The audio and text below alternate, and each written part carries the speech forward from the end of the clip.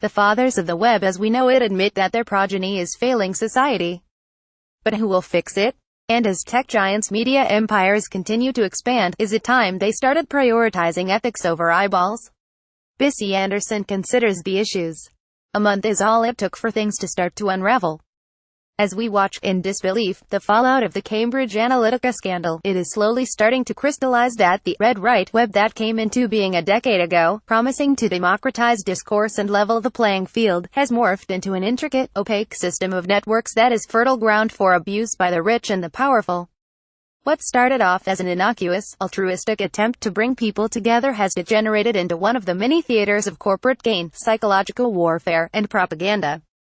From the techno-optimism and democratic promise of the Arab Spring, where social media was instrumental to toppling dictatorship across the Arab world, to a post-truth media reality so infused with disinformation and propaganda that we are losing the ability to tell fact from fiction. How did we get here?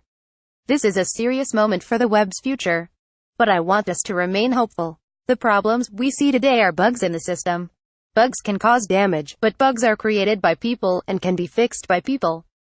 1/9 Tim Berners-Lee, at TimBerners_Lee, March 22, 2018. I can imagine Mark Zuckerberg is devastated that his creation has been abused and misused.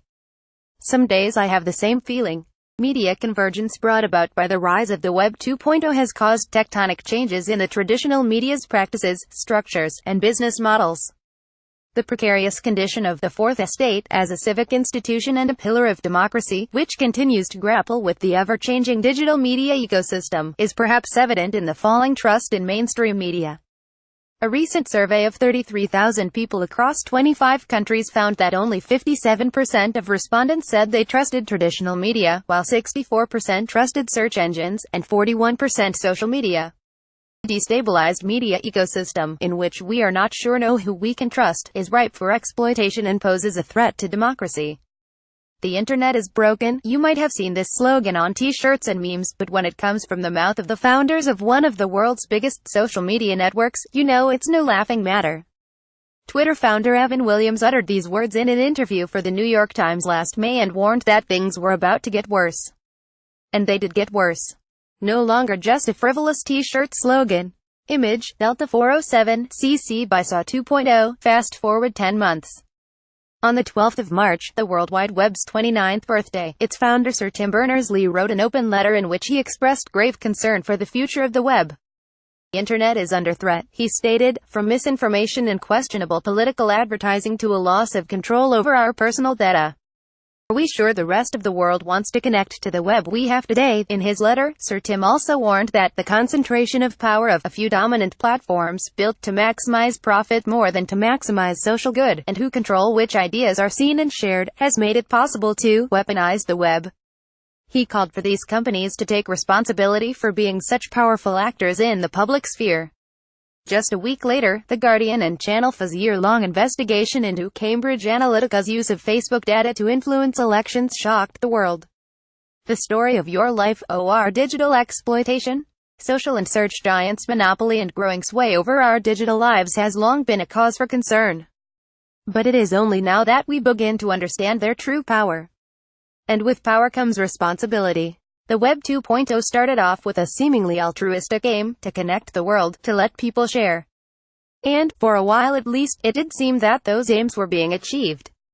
But the failure of the tech giants to acknowledge their own importance as public players created the deceptive image that they were merely platforms. That suited them as it helped avoid regulation, but it also meant they were slow to take even partial responsibility for the fallout of the ensuing social and political crises. Mark Zuckerberg on stage in San Jose for Facebook's F8 2017 Developers Conference Building Global Community. Image, Maurizio Pes, CC by 2.0. When the Facebook timeline was introduced in 2011, it encouraged users to add their life milestones to the social network to build the complete story of their lives. Timeline is the story of your life, explained Mark Zuckerberg. All your stories, all your apps, express who you are.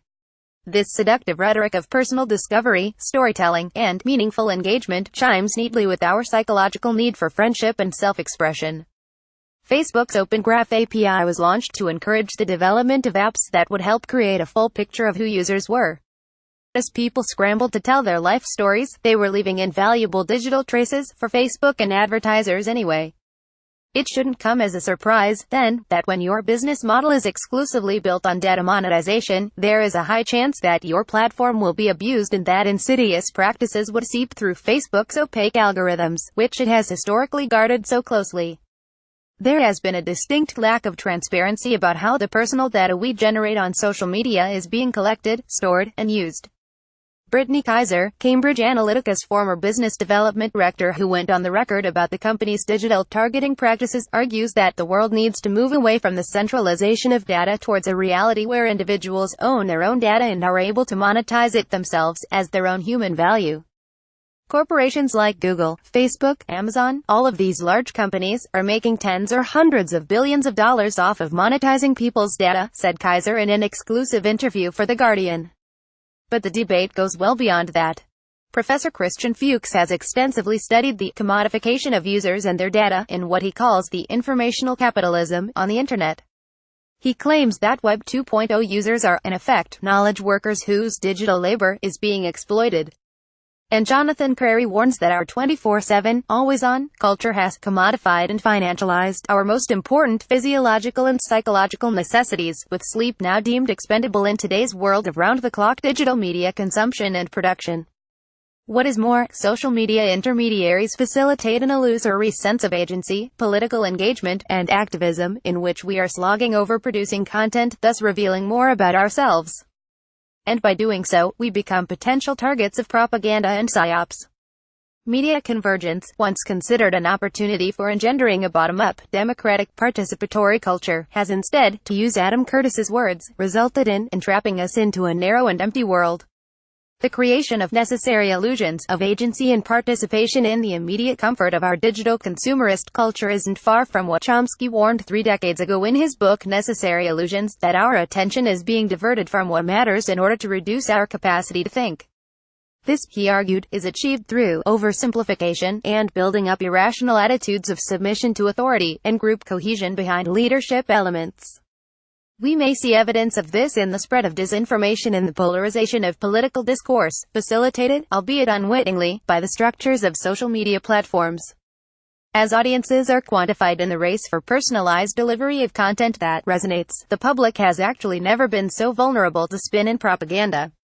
Furthermore, the tribal connections that we inevitably form as we try to make sense of the ever-discordant, polyphonic reality of information overload, seeking shelter in the safety of our own highly personalized, subjective, social media bubble, often hinders us from meaningful democratic engagement and social action IRL, in real life. If the Cambridge Analytica allegations are true, then isn't this enough evidence that social media is just an extension of the channels that those in power have used for centuries to exercise thought control and subvert democracy for personal gain, using us as mere pawns in their Game of Thrones?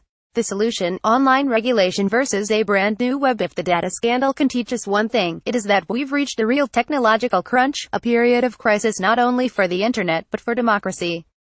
And there is no turning back.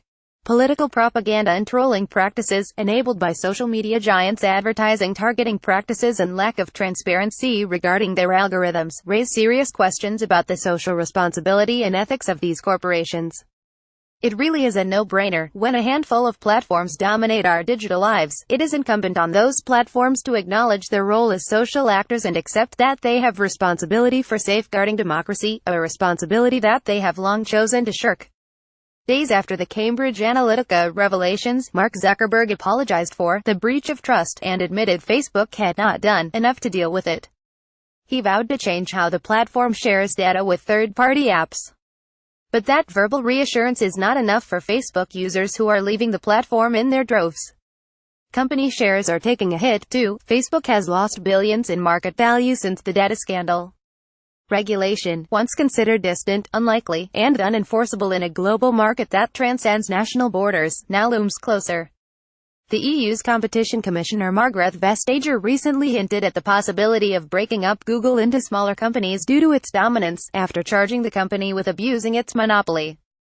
And in a recently published report, the European Commission urged online platforms to sign up to a code of practice and join in the fight against disinformation, stating that its spread threatens the democratic political processes, including integrity of elections, and democratic values that shape public policies. However, the recommendations in this code of practice, to be announced on the 25th of April, are non-binding, and there is concern they may not go far enough. The Sunday Herald News editor Angela Haggerty warns against a tokenistic move towards regulation, which, she argues, would be a gravely missed chance to redesign our new data world and reorganize power. The GDPR promises to reshape data collection practices, protecting EU citizens' privacy and personal data. Image, the digital artist, CC0. A more promising measure is the EU General Data Protection Regulation, GDPR, which comes into force on the 25th of May. This is expected to completely overhaul web practices related to data collection. It vows to protect all EU citizens' data privacy and to reshape the way organizations across the region approach data privacy. Those companies who fail to comply will face hefty fines, the EU warns. But with Scotland scheduled to leave the bloc as part of the UK in March 2019, with a likely transition period ending to December 2020, and the fact the UK will no longer be part of the digital single market, there are questions about whether British people will be covered by the GDPR protections after this date. And it is worth noting that since data protection is not devolved, Holyrood cannot legislate in this area. The UK Department for Digital, Culture, Media and Sport (DCMS) committee has been tasked with finding a solution. Its digital charter, published in January but still a work in progress, is the closest the UK has got to online regulation. The charter promises to give individuals more control over their personal data and to make the web free, open, and accessible. The days of the unregulated Wild West are over, wrote DCMS Secretary of State Matt Hancock in the Evening Standard in the wake of the data scandal revelations. It's the job of the government to ensure that companies behave reasonably. It's not for companies to decide on the delicate balance between privacy and innovation, but for society as a whole. However, it is still unclear what the exact measures and guarantees will be. Ultimate Solutions, an entirely new web. Responding to the rising distrust in technology companies and tech giants' tendency towards further digital conglomeration, startups have been busy building an entirely new web architecture where apps, or dApps, as they are called on this new decentralized ecosystem, are built on Blockstack. The new internet, as Blockstack co-founder Ryan Shea calls it, it is in its infancy but it promises to forever eradicate problem issues surrounding privacy and security, bypassing the monopoly of digital giants, and letting users own their own data. dApps are still few and far between but they have real potential to replace their centralized counterparts. Image, http://blockstack.org. One of the Blockstack platforms, Civil, due to launch this spring, for example, promises to replace the broken, ad-driven journalism revenue model with one that is more sustainable, and which will enable journalists to focus on journalism, not satisfying clicks over quality mandates from third parties like advertisers and publishers. The decentralized journalism marketplace will offer the ability to insensitivize good quality content and will make it prohibitively expensive for trolls, spam and misinformation to persist on the platform, along with taking advertisers and digital intermediaries out of the equation to provide accessible, open journalism. Upon its launch, Civil will initially have 15 newsrooms with more than 100 full-time journalists, hoping to become the ultimate go-to place for news. But whether, how, and when developers and users will eventually migrate to the new web remains to be seen. Time for reflection, whether it be through regulation or brand new solutions like blockchain. Sir Tim Berners-Lee remains hopeful that the internet can be fixed, as long as we put corporate, political, and cultural differences aside and come up with non-partisan, non-commercial, supranational solutions that enable us to think beyond physical borders and ideological boundaries. My message to all web users today is this: I may have invented the web, but you make it what it is. And it's up to all of us to build a web that reflects our hopes. 6/9, Tim Berners-Lee, at TimBerners_Lee, March 22, 2018. The solution to our current crisis cannot be unilateral. As Sir Tim explains, in order to reimagine the web so that it works for everyone, we need the brightest minds from business, technology, government, civil society, the arts, and academia to tackle the threats to the web's future. This would require the fundamental overhaul of the structures of the internet, regulatory systems that hold internet giants to account, and a binding social contract between the online giants and their users, based on the principles of social responsibility, ethics, and transparency. Are we in too deep in social media waters? Can we really disentangle ourselves from years of digital living? And ultimately, how can we, both as individuals and as a society, reclaim the power over our virtual lives? BCZ Anderson is a PhD researcher in digital media and journalism at the University of Stirling with 15 years' experience as a journalist and content producer. She is funded by the Scottish Graduate School of Social Science. She is on Twitter at @Biscotto. Feature image, Facebook protesters outside the United States Capitol building in Washington. Image, Lori Shaw, CC by SAW 2.0.